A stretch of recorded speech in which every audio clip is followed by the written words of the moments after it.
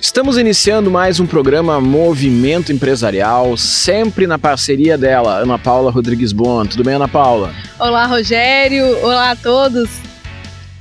No programa de hoje, nós temos nossa convidada muito especial, a presidente da Amicro Porto Alegre, Associação dos Micro e Pequenos Empresários aqui de Porto Alegre, a Cláudia Lacerda, que vai falar conosco a respeito de um evento muito interessante sobre sororidade. Vamos conhecer um pouco sobre isso. Também esteve conosco Gediel Mendes, diretamente de Goiás, falando sobre o desafio de ter um empreendimento lá em Goiás, todos os seus desafios e a forma como ele lida com os negócios. Você sabe, as dicas de gestão empresarial são com a Vera Brock. As dicas de constelação familiar com a Cláudia Fortuna. As dicas jurídicas com Felipe Cunha de Almeida.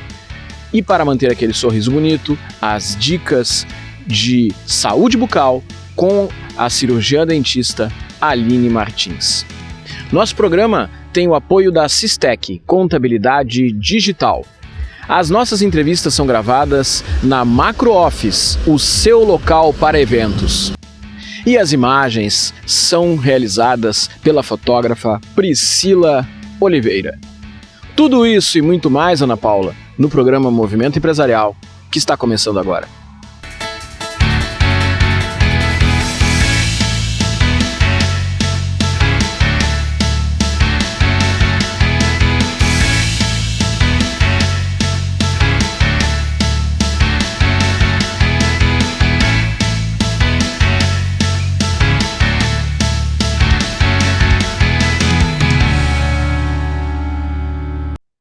Estamos aqui agora, neste bloco, com a queridíssima Cláudia Lacerda, presidente da Amicro.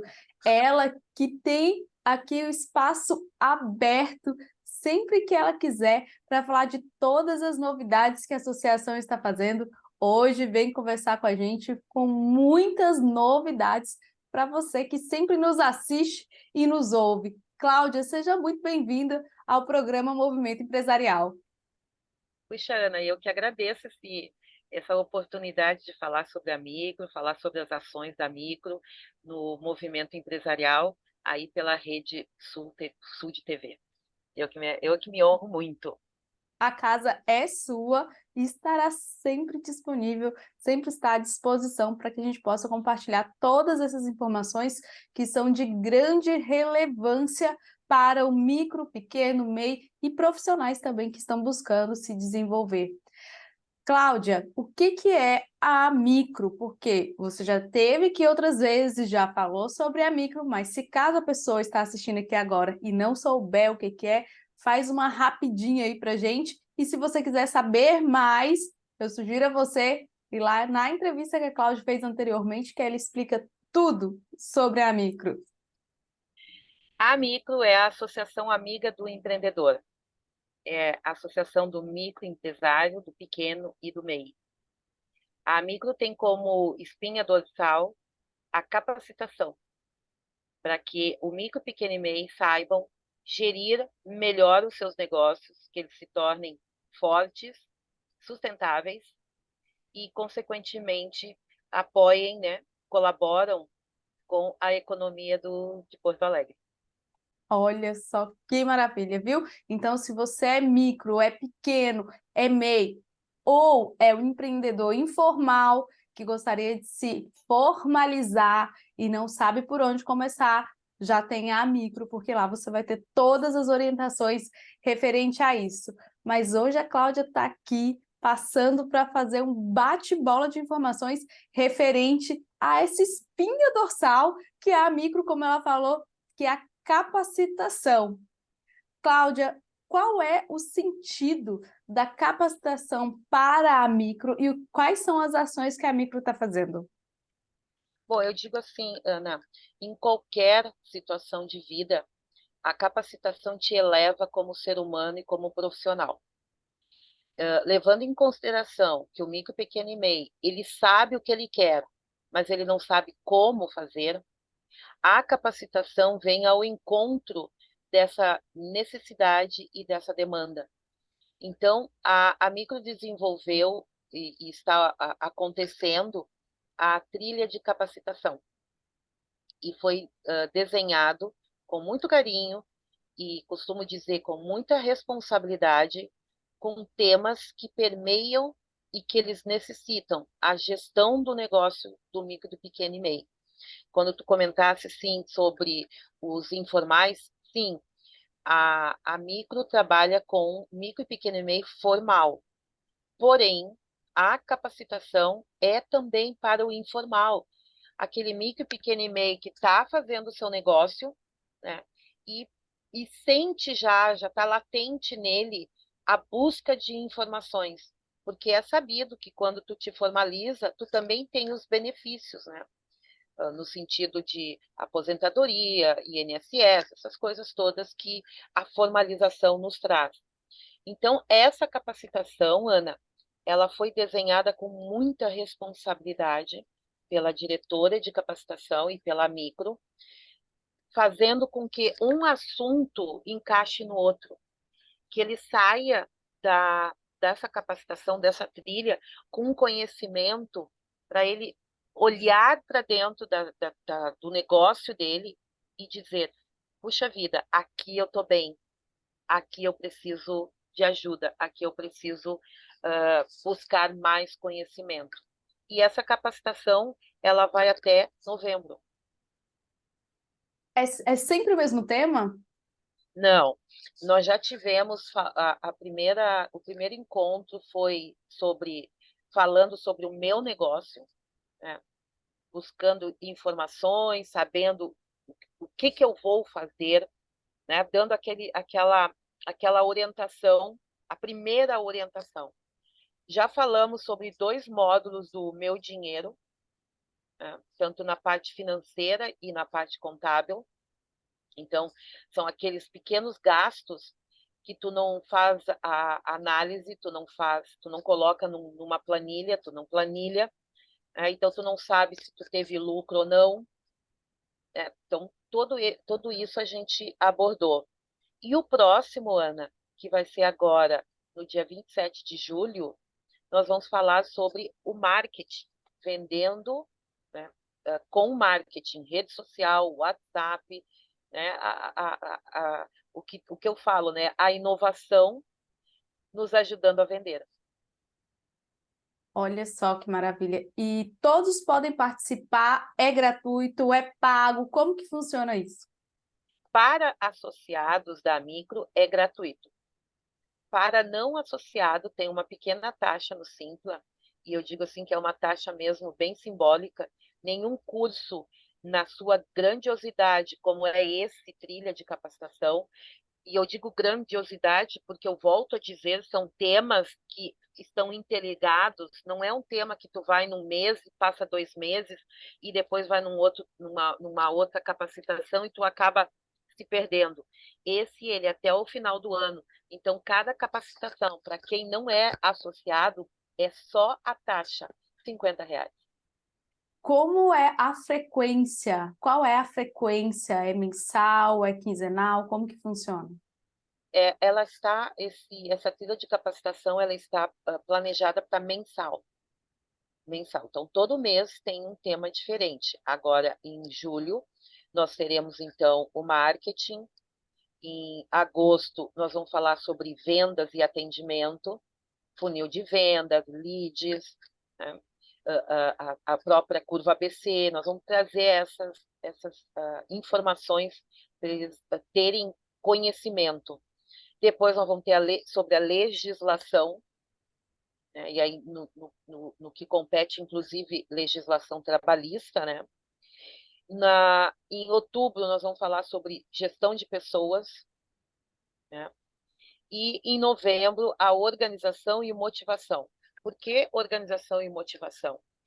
Porque eu sempre digo assim para todos, sempre o conhecimento sempre é válido em todas as esferas. Porém, se eu não, como empreendedora, eu não estiver motivada, a minha parte comportamental, muitas vezes todo o conhecimento adquirido pode se diluir. Porque porque algumas pessoas pensam assim que o empreender é solitário. O empreender não é solitário e não tem que ser solitário, né? Você tem que se apoiar em grupos, né, que estão na mesma situação que você, para trocar ideias, buscar soluções.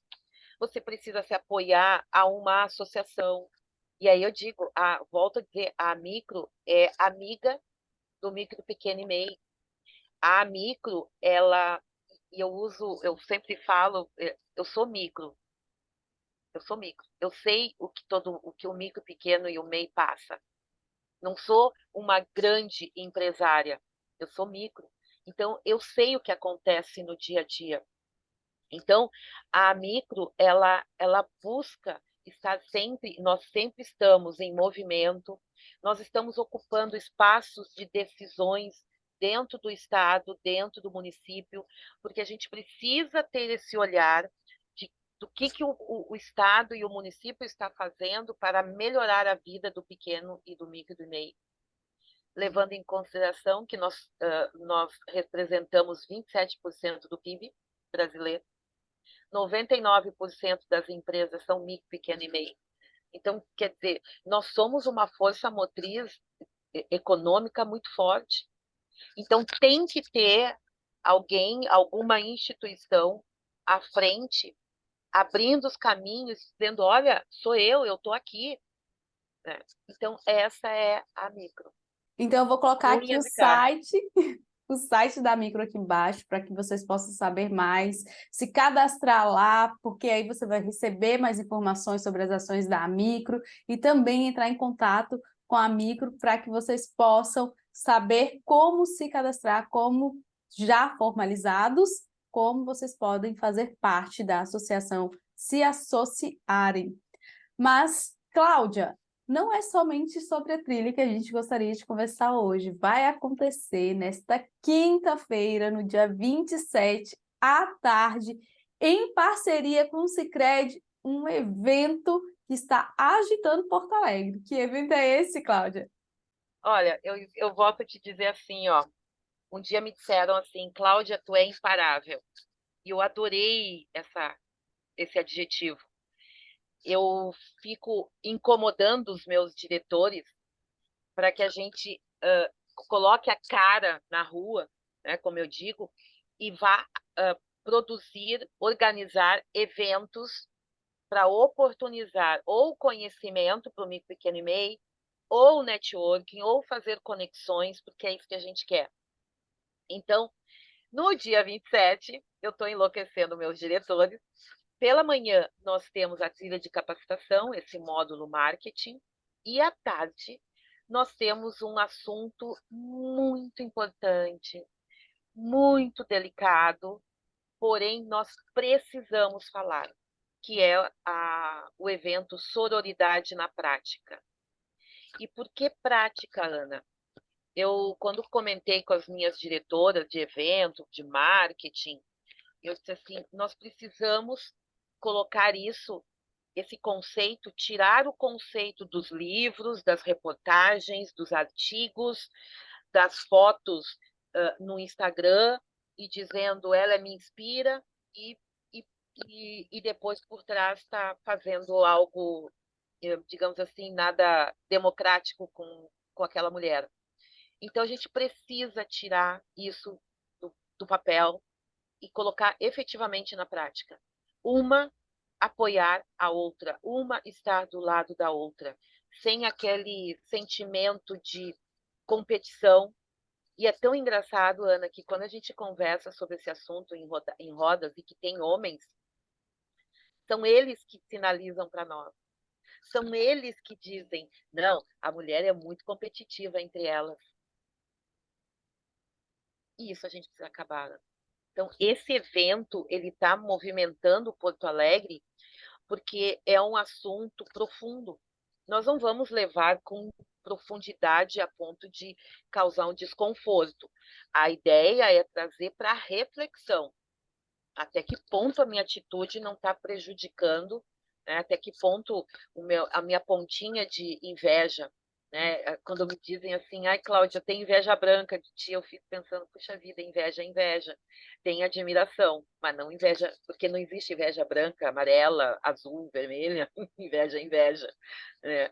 Então, puxa vida, Cláudia, Ana, eu te admiro, entende? É isso, é a partir daí que nós temos que mudar esse discurso, e não é só discurso, mudar a atitude, mudar o sentimento. Cláudia, eu te admiro. Te admiro pelas suas atitudes, pelas suas ações efetivas, porque você diz que vai fazer, vai lá e faz, dá o seu melhor, entrega incansavelmente os seus resultados daquilo, da forma que você promete, ou no mínimo da melhor forma que você consegue. Nosso tempo está acabando. Te agradeço muito por você Obrigada. estar aqui falando sobre esses dois temas, a trilha de capacitação da Micro e esse evento incrível que é Sororidade na Prática, muito necessário de se falar mesmo. Vou pedir para você deixar uma mensagem final para as pessoas que estão nos assistindo e nos ouvindo. Ana, eu te disponibilizo para os teus ouvintes, né, para o pessoal que te assiste, faz um sorteio, pode sortear o ingresso cortesia para a trilha e o ingresso cortesia para a sororidade. Então, Olha, exato, o primeiro que disser eu quero aí no teu no Instagram, no teu Instagram. programa, tá? Entra no Pode. Instagram do Movimento Empresarial e coloca lá, eu quero a minha cortesia, que aí eu passo para vocês. Exatamente. E venham para a Micro, vocês não vão se arrepender. É uma associação que batalha, que luta, que está à frente do seu tempo, buscando sempre a melhoria para o teu negócio, para a tua gestão, para que você cresça com sustentabilidade e claro, né, que a gente tenha o que a gente tantas pessoas querem, que é por isso que também a gente empreende, que a gente tenha o nosso dinheiro, né, que a gente consiga pagar nossas contas, que a gente consiga pagar os nossos fornecedores e assim gerar uma economia pujante aí, tá bom? Venham para Amigo. Muita gratidão, Cláudia. E você que esteve conosco até agora, saiba que ainda temos mais movimento empresarial.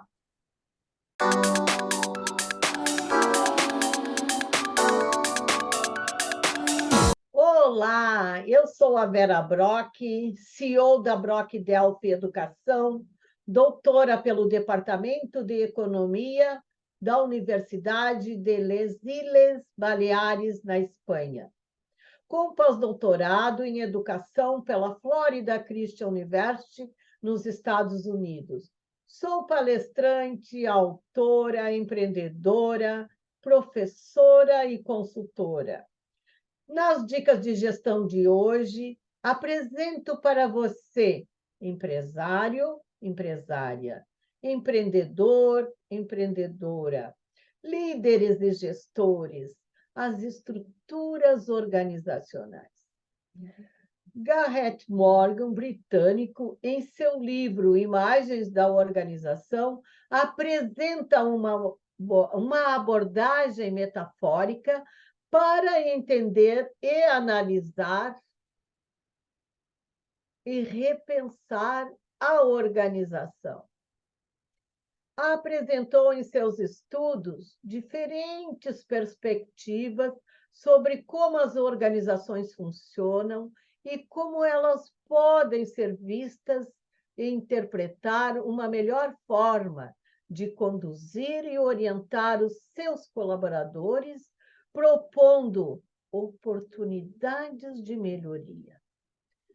Cada metáfora apresenta um modelo conceitual que permite enxergar a organização de maneira especial. São 8 metáforas.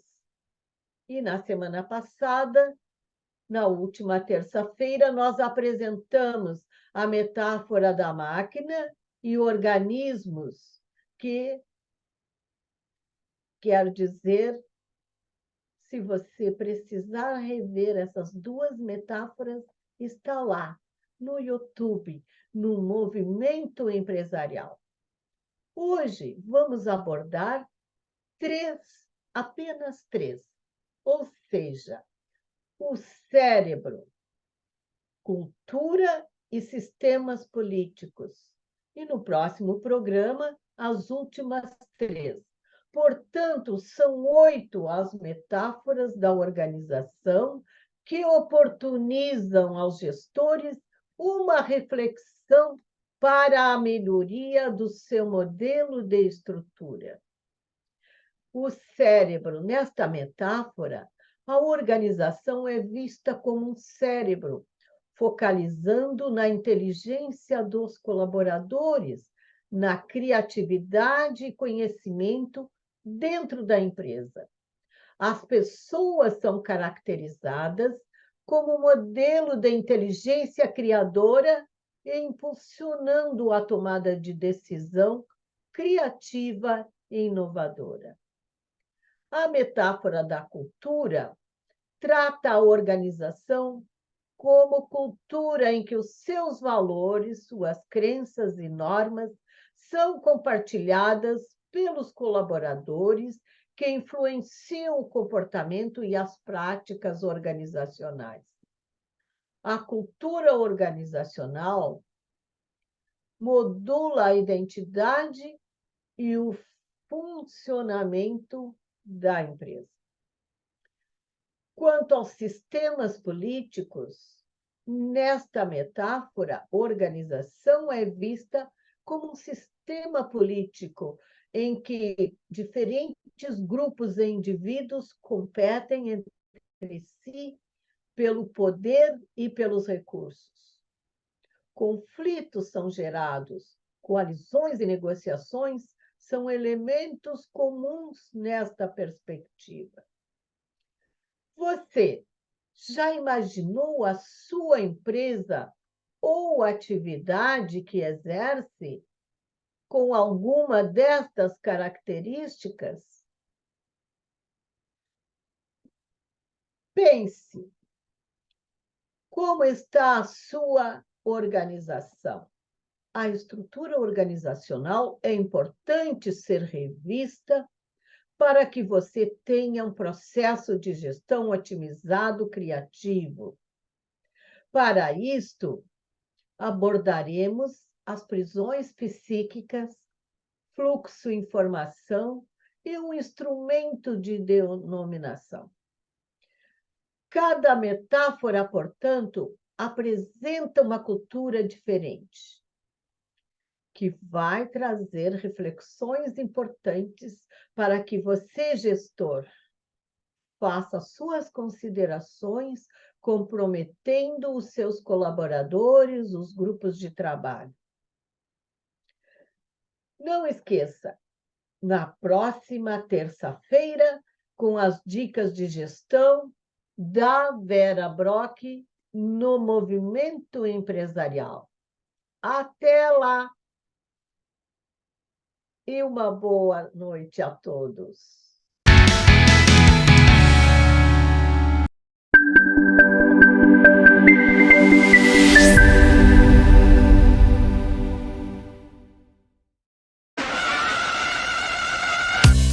Em Porto Alegre, a MacroOffice é a solução completa em espaços multiuso para eventos corporativos, locação de escritórios, self-storage e endereço fiscal.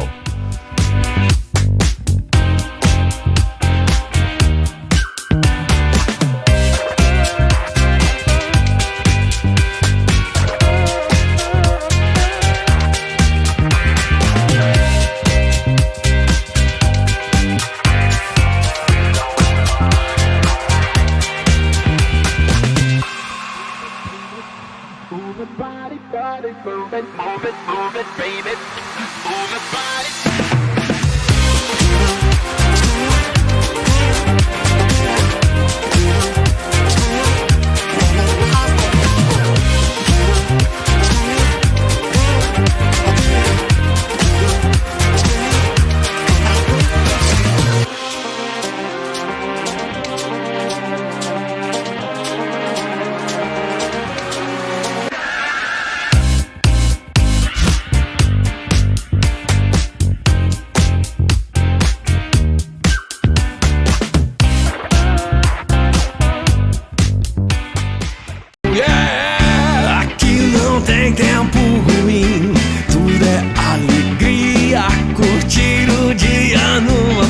com toda a família, com várias áreas pra curtir, é muita emoção. Vem refrescar o lado criança cantando esse refrão. Água loucos é pura diversão. Faça chuva ou faça...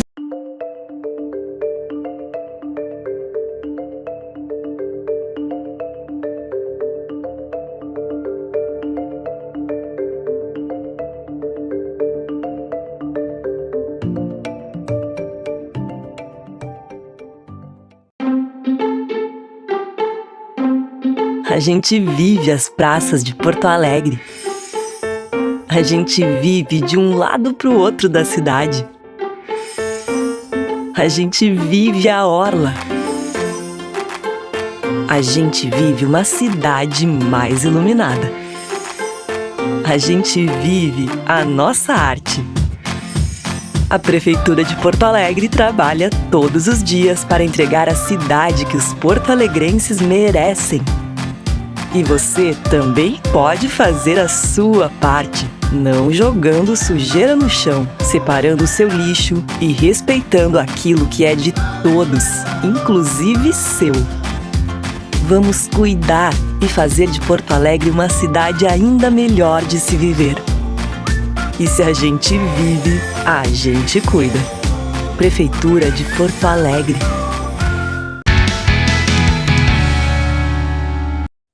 Neste bloco do programa Movimento Empresarial, nós estamos recebendo para conversar conosco o contador, professor universitário Gediel Mendes. Gediel, seja muito bem-vindo aqui ao programa Movimento Empresarial. Obrigado, eu sinto honrado e feliz de estar aqui participando com você aqui neste momento. Gediel, tu és de Goiânia, Goiás, e eu quero te pedir para tu compartilhar um pouco daqueles pontos mais importantes da tua trajetória acadêmica e profissional para os nossos telespectadores te conhecerem um pouco. Perfeito. Eu trabalho já na área da contabilidade, já tem mais de 12 anos. Eu comecei quando eu era adolescente, como office boy. Hoje não tem mais essa profissão. Não tem. Logo eu entrei para fazer um curso técnico em contabilidade, e logo quando eu terminei meu curso técnico, eu comecei a fazer meu curso superior em ciências contábeis lá em Goiás. E quando eu estava em sala de aula, eu via meus professores e me encantava. Eu falava assim, nossa, eu quero ser igual aos meus professores. Até que quando eu terminei o meu curso de ciências contábeis, fiz uma pós-graduação, aí surgiu uma oportunidade de dar aula na instituição que eu trabalho hoje. Para mim foi a maior alegria de trabalhar na instituição e ser professor. E assim eu comecei minha carreira como professor há 10 anos atrás. E para mim acho que uma das melhores coisas assim, que eu faço na vida com alegria, que é ser professor. Transformar vidas, né, Gediel? Agora, falando em transformação, a gente está vivendo um momento de mudança dentro de todo o contexto do ensino, né? A gente está falando, claro, do ensino superior. Se a gente olha para ensino médio, tem toda uma discussão do novo ensino médio que também está transformando, mas nos focando no ensino superior, a gente vinha de uma situação onde o ensino à distância, por exemplo, ele era considerado invariavelmente de baixa qualidade e para alunos que não estavam interessados em aprender. Esse era o estigma que se tinha. Aí veio a pandemia e todo mundo virou professor de ensino à distância, aluno de ensino à distância, e isso me parece que, de certa forma, quebrou um pouco essa resistência. Tanto é que hoje os cursos são híbridos, né? Tem uma parte presencial, 60%, mas 40% dos cursos podem ser à distância, independente de qualquer curso. Como é que tu vê isso, Gediel? Olha, eu vejo em dois lados, né? Tem o lado do aluno que prefere o presencial. Ele gosta de estar dentro da sala de aula, ele gosta de ver o professor, tirar dúvida, com o professor falar frente a frente. Vejo, por outro lado, a parte do ensino à distância, que não tem esse contato. esse contato pessoal, de olhar no olho, de conversar, de tocar, de tirar dúvidas na questão à distância. Isso que eu vejo um problema para certos alunos e certos professores. Eu me recordo quando começou a pandemia, onde que as instituições fecharam, tive vários colegas de trabalho que não conseguiram se adaptar aos cursos à distância, por vários fatores, como Sim. manusear a plataforma, o atendimento ao aluno, porque se exigiu muito do professor e também muito do aluno. Agora, eu vejo a educação à distância no Brasil da seguinte maneira, né? Respondendo a sua pergunta. Veio para ficar. Não tem como você combater, as instituições de educação no Brasil combater contra o ensino à distância. Hoje, o MEC ele dá o mesmo valor para um curso que é à distância e para um curso que é presencial. Vou dar um exemplo do curso de Ciências Contábeis. Quem faz o curso de Ciências Contábeis online ou quem faz o curso de Ciências Contábeis presencial tem o mesmo valor. O certificado é o mesmo, tem o mesmo valor. Então, não tem como ir contra isso, ir contra os cursos à distância. A pandemia veio apenas para acelerar o processo, que antes era bem visto com péssimos olhos. Hoje tem muitos alunos e muitas faculdades preferindo oferecer cursos à distância, porque economiza custos, né, dentro da universidade, aumenta, entre aspas, a receita, porque eu falo entre aspas, a receita, enquanto numa sala presencial você tem 30, 40 alunos, numa sala online você tem 150, 200, 300 alunos. Quando eu falar em qualidade do ensino, aí eu não tenho, assim... Óbvio que a qualidade do ensino para uma sala de 50, o atendimento do professor para uma sala de 50 alunos, ele é diferente para um atendimento de 300 alunos. Né? Então, Agora, Jadiel, me parece que utilizar-se das novas tecnologias como um elemento que pode favorecer uma aula de boa qualidade, mesmo sendo à distância, é algo positivo, né? Daqui a pouco tu está numa sala de aula presencialmente com o aluno e convida um professor que está num outro estado, ou até num outro país, para fazer uma participação na tua aula. Então, combinar esses elementos para se ter alguma atividade diferenciada também é algo que hoje está mais fácil em função da tecnologia, né? sim, sim. Com várias ferramentas existentes hoje que temos, então ficou mais fácil com a tecnologia você fazer esse tipo de interferência na sala de aula, fazer um professor de um outro estado para dar aula online, né? Fazer uma palestra ou chamar um CEO de uma empresa de renome para ele falar 10, 15 minutos com os alunos que estão presencial ou até online. Existem N aplicativos aí que nós utilizamos que facilitam aí essa comunicação. Agora, Gediel, uma outra coisa interessante, né? Tua base é Goiânia, é uma bela cidade, gosto muito de Goiânia, estive várias vezes. Mas tu também atuas na área de perícia para a justiça. Isso é uma coisa interessante porque é comum as pessoas compreenderem o que um perito faz quando a gente está falando muitas vezes de uma cena de crime, né? Ainda tem aquelas séries policiais, aí vai o perito, vai procurar os indícios do crime. Mas existe a perícia contábil, existe a perícia administrativa, existem outros tipos.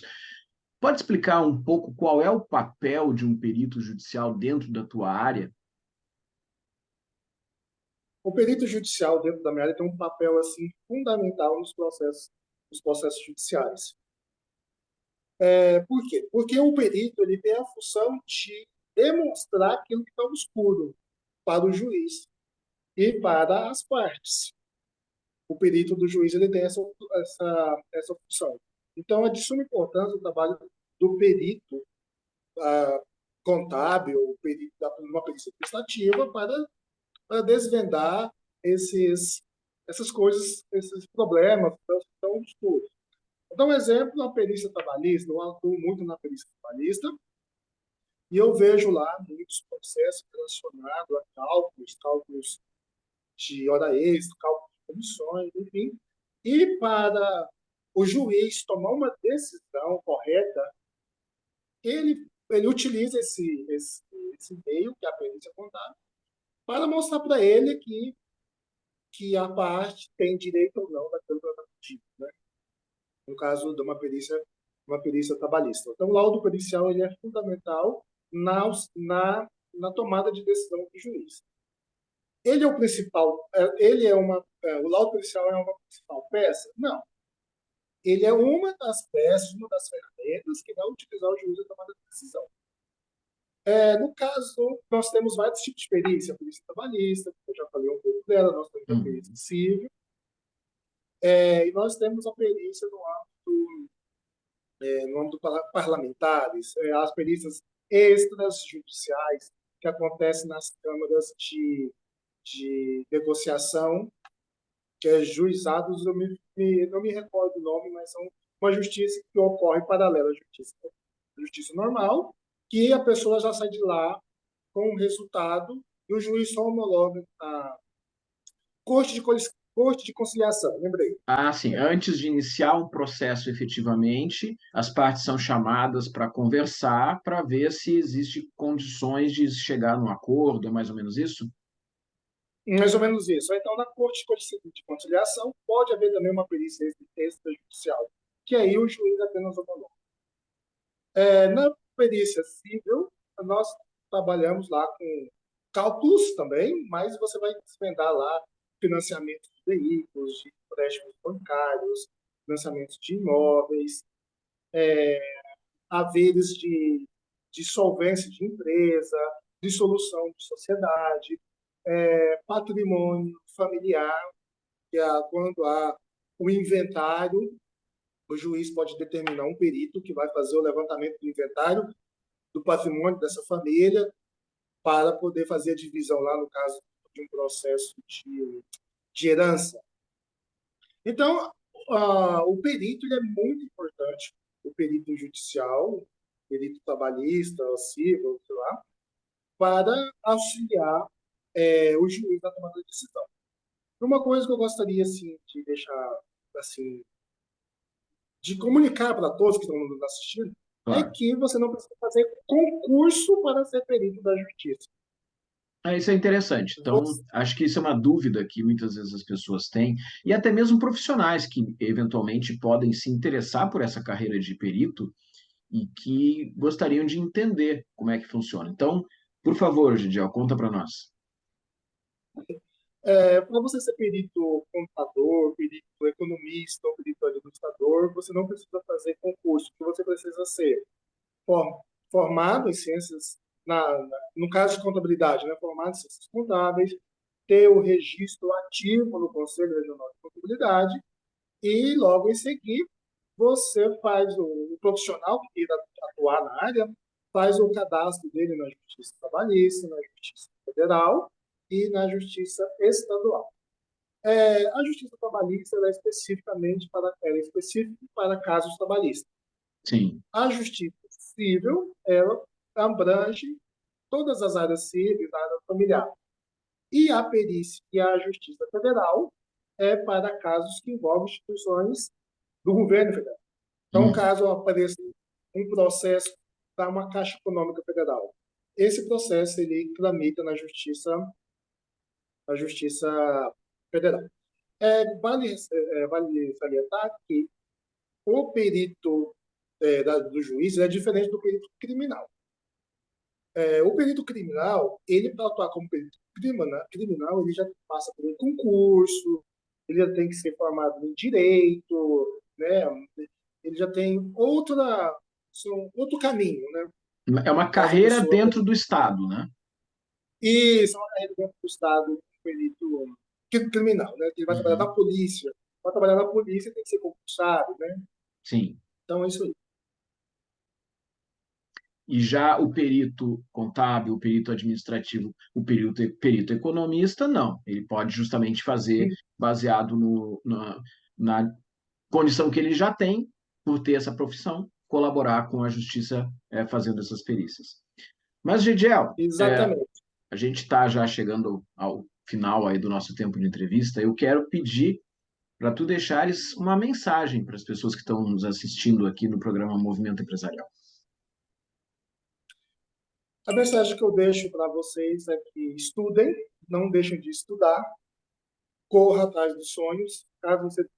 Caso o ouvinte está nos assistindo, né, que ele, caso tenha interesse em ser perito, que faça uma formação na área de estação, contábil, economia. Se já é formado nessa área, basta apenas fazer o cadastro lá na justiça para ser perito. Caso também deseja ser um professor, também eu aconselho aí que estude, faça mestrado, doutorado, pós-doutorado, porque na função de professor nunca pararemos de estudar. Esse é o meu recado que eu deixo a todos os nossos espectadores. Muito obrigado. Professor universitário, contador Gidiel Mendes, de Goiânia, bela capital do estado de Goiás. Obrigado pela essa nossa conversa, professor Gidiel. Obrigado. Até uma próxima. E você que está aqui com a gente, daqui a pouquinho tem mais Movimento Empresarial. Fica aí.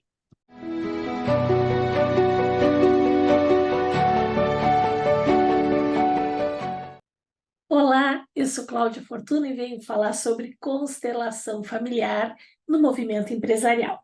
E o nosso tema de hoje é o seguinte: existem pessoas, não aqui, né? Claro que não, só em Plutão, Marte, né? Até outras galáxias, que têm dificuldade em dizer a palavrinha simples, com 3 letras e um acento, N-A-O, tio.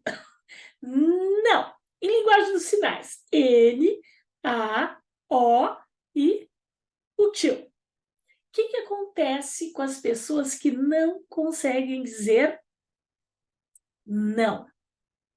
Essas pessoas não colocam limites. Se o sim é uma palavra importante, sim para a vida, sim para o amor, sim para a paixão, sim para a mãe, sim para o relacionamento, sim, é fundamental, movimenta a vida, leva a gente para o mais, leva a gente para o lugar mais amplo. O não, ele faz o quê? Para a patrulha. Como a minha mãe dizia, parou, para a patrulha. Este não, ele também nos dá uma força especial. Graças a poder dizer não, que a gente coloca limites. Uma filha que não sabe dizer não, ela está suscetível, às vezes a abusos, às vezes a outras coisas. Quem não consegue dizer não, também não consegue pôr limite. Muitas vezes se torna um jogador compulsivo, se torna suscetível a vícios, a uso abusivo de medicações e tantas outras distorções comportamentais. Por quê? Porque não sabe a hora de parar. Muitas vezes, um homem é tentado com outras mulheres. E o que faz isso não ir adiante? Uma palavra muito simples. Não. Não, tão simples. 3 letrinhas, 3 míseras letras. E causa tanta confusão no mundo. Com quem que a gente aprende a dizer o não? Em breve, né, Dia dos Pais, agora para essa época do ano, em breve é Dia dos Pais. E o pai é a figura, o polo da relação que nos ensina a colocar limites. Então, quem não teve um pai presente, quem não teve um pai atuante na sua vida, quem não teve este polo desta polaridade do não, vai ter dificuldade de usar essa palavra. Sim, é natural isso, é muito natural. Uma vez eu conheci uma moça que ela não conseguia dizer não. Então ela ia se metendo em encrenca. Por quê? Ai, vamos sair? Vamos. Mas o outro também tinha convidado para sair. E agora? Chegava na hora, ela tinha que decidir com qual dos dois ela ia sair. E às vezes ela não saía com ninguém, porque se ela saísse com um, o outro ia ver, isso não ia ficar legal, e aí podia dar uma briga, podia ter uma série de situações. Ou ia pegando mais trabalho que ela podia aturar. Ai, vamos fazer algo? Vamos não sei o quê? Vamos. Faz isso, e só que não fazia. Então, é importante a gente pôr limite nas relações. É muito importante que você confortavelmente diga não. Você faz isso para mim? Não, não vou lhe prometer fazer isso. Porque quem promete, se compromete. E quando não cumpre, o outro se decepciona. Mas não é só no outro que tem consequências. Em nós mesmos também tem consequências. Nós ficamos frustrados, nós ficamos chateados, nós nos sentimos devedores. Ah, não, mas eu não penso nisso. Aí depois de noite tem sonhos, tem não sei o que indicam que sim, tem ali um problema, tem ali uma distorção nisso. Então, aí as pessoas podem me perguntar assim, tá, mas eu não tive meu pai presente, nem conheci meu pai, nem sei quem é meu pai. Não tem problema. Vá numa constelação, traga esse tema e diga, eu tenho muita dificuldade de dizer não. Como que eu posso fortalecer isso? Muitas vezes, através de uma constelação, é possível sim resgatar isso e colocar isso no seu devido lugar e achar este ponto de equilíbrio tão essencial para a vida de todos. Vida longa para todo mundo e até o próximo movimento empresarial. Tchau, tchau!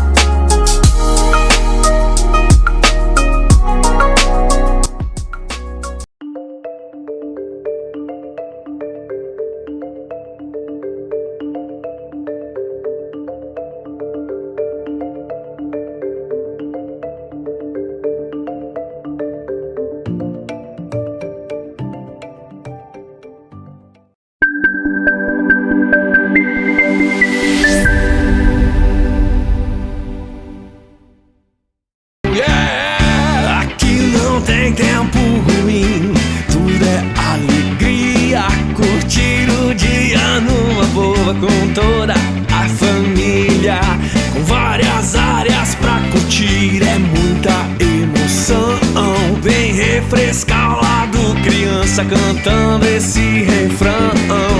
Água loucos é pura diversão. Faça chuva ou faça...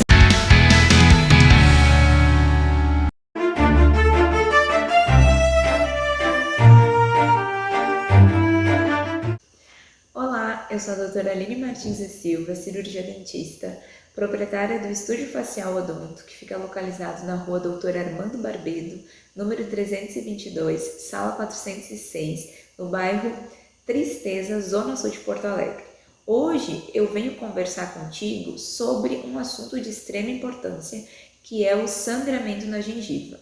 Muitos pacientes chegam aqui no consultório com muita dor, reclamando do sangramento da gengiva, com a gengiva vermelha, e eu tô aqui para te alertar. Se isso tá acontecendo contigo, tu tá com um problema muito sério, e o primeiro passo é procurar o cirurgião dentista para fazer o tratamento e estabilizar esse sangramento.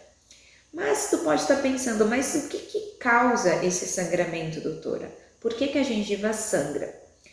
O sangramento, ele é um sinal, é um alerta que o teu corpo está dando que ali, entre os dentes, abaixo da gengiva, está ocorrendo um acúmulo de resíduo, está ocorrendo um foco de infecção.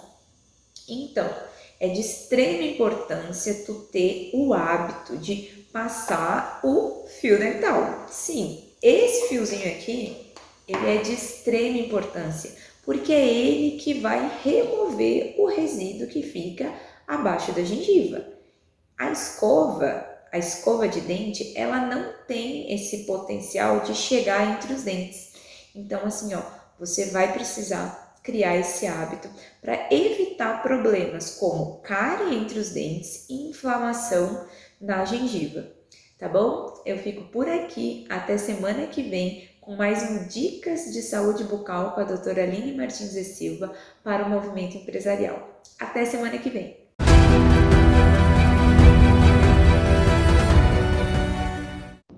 Dica número 8. Olá, pessoal, tudo bem? Sejam bem-vindos a mais um Dicas Jurídicas de hoje. Felipe Cunha de Almeida falando com vocês, advogado, professor e parecerista. E o Dicas Jurídicas de hoje vai para vocês que são empresários e para quem adquire um produto ou serviço da empresa.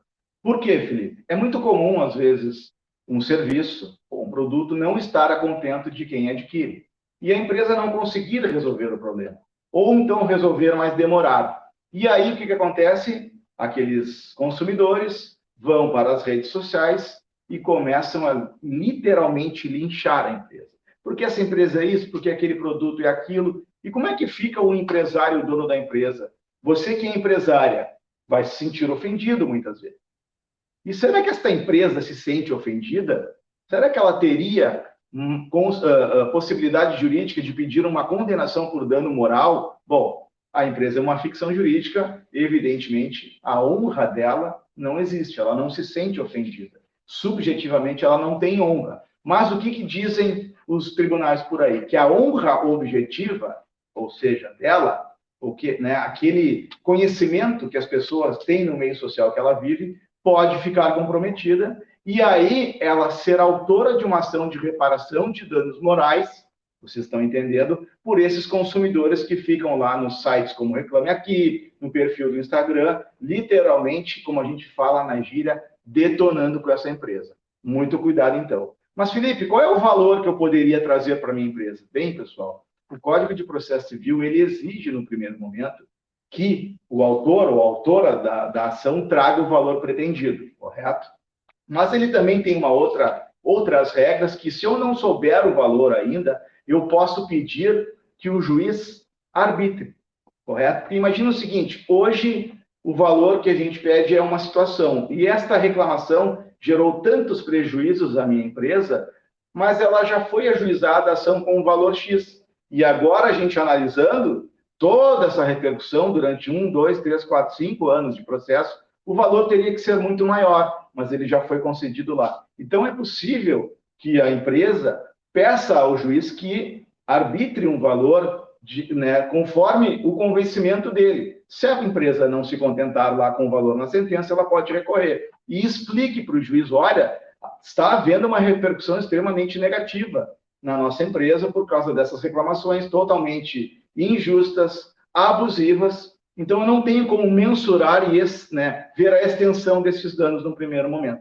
Mas o que é possível, sim, que a nossa empresa postule uma reparação por danos morais em virtude dessas pessoas que estão difamando no sentido pejorativo, difamando não como se fosse uma pessoa física, mas estão abusando desse direito de cobrar, de exigir a reparação. Não é que nós não devemos reparar o serviço ou o prejuízo que a pessoa teve, mas isso não dá, por outro lado, ao direito desse consumidor vir e fazer toda uma situação que ofenda a honra, leiam, objetiva, certo, pessoal? Se vocês são empresários e estão passando por essa situação, o seu pedido de condenação por danos morais tem que vir com base na ofensa à honra objetiva da empresa, e não jamais subjetiva, porque uma empresa não se sente ofendida. Certo, pessoal? Ficamos por aqui hoje e nos vemos no próximo encontro.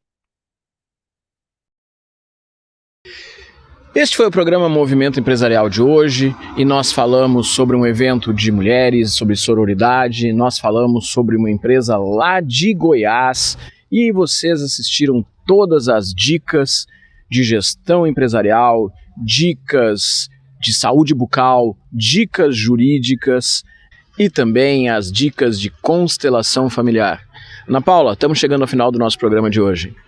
Sim, Rogério, mas sempre lembrando a todos de passar lá no canal do YouTube Movimento Empresarial e assistir a todos os programas que estão disponíveis lá desde 2020. Siga e curta todos os vídeos, porque temos entrevistas muito interessantes que com certeza irá contribuir com o teu negócio ou com o seu desenvolvimento profissional. Terça-feira que vem, às 21h30, temos um encontro marcado para falar de negócios e tudo aquilo que a gente tem aqui no programa Movimento Empresarial. Até lá, tchau, tchau. Tchau, tchau.